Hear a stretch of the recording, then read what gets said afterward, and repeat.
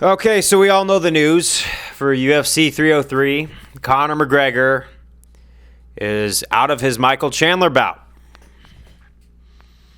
As a guy who doesn't want to get disappointed in Conor McGregor all the time, and literally a guy who wants to be that Conor McGregor fan, he makes it really hard to be the fan. Now, I want to give benefit of the doubt because injuries happen.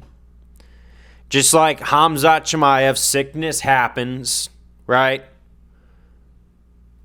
But when you're very inactive as a fighter, injury or not, when you make a comeback, it really puts you in a position where a pullout is going to make a lot of fans mad. I think that just comes with being a professional fighter because it's not just tough on the body, but it's tough on a public relations standpoint. So I don't want to say that Conor's just backing out because he's afraid to fight Michael Chandler, because that might not be the case at all. Now, are there going to always be critics who say that? Yeah, this is the fight game. What, are you scared to step in the cage with that guy? I think a lot of those fighters are actually scared when they step into the cage. They just don't show it because it's their job. But I think the real guy to hurt from this is Michael Chandler, because he has put on some really memorable fights in the UFC, even though not everyone has gone his way. I think he's had 5 fights. Hooker, he beat. Oliveira fell short against. Gaethje, he fell short against.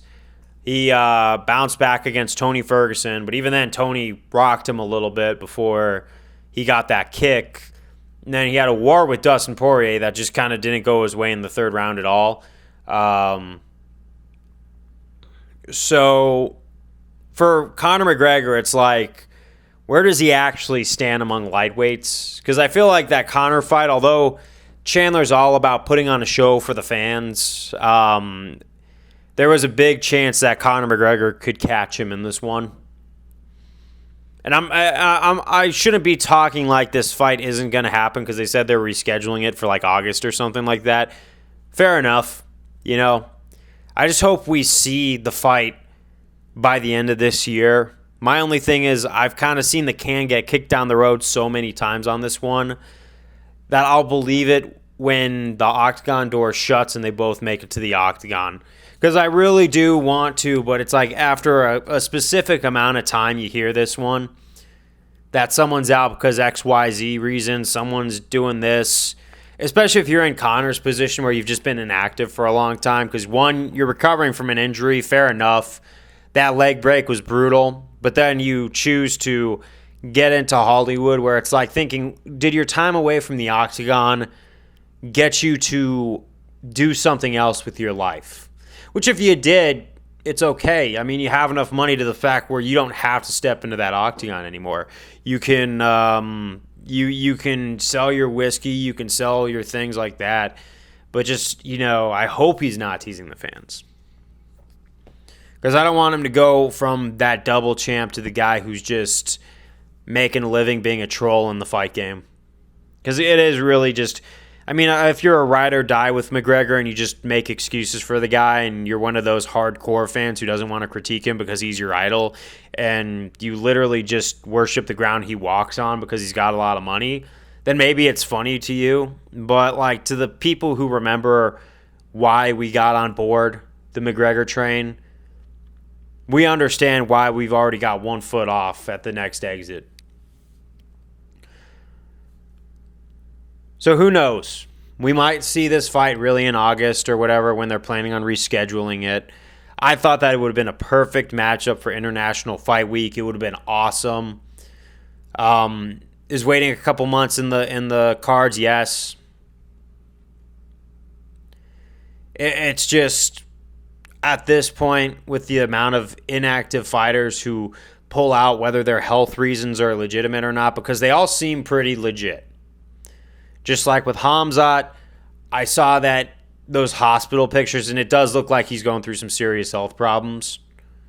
Conor McGregor might very well be injured, and he probably tried to fight through it. Even though he has gone into the octagon with Hurts before. Apparently, in the Khabib fight, he did have a broken foot. But those injuries never stopped him from entering the octagon before. Maybe, but I'm going to play more devil's advocate. 264. He had a fracture, apparently, according to him. And maybe he just kind of learned, let's not push the envelope anymore. So I'm so double-minded about this. But we might see this in the future, but I'm at that point where I will believe this chopper when I get eyes on it. Until then, everything else is just lip service, in my honest opinion. Hope y'all feel the same way, but I'm just like, wow, But we do get to see Alex Pereira versus Yuri Prochazka 2, which better than nothing. And Diego Lopez versus Brian Ortega, which I'm going to make a video about in the near future. I'm looking forward to that one. So 303 still has some pizzazz to it. Just not what we thought. Peace out.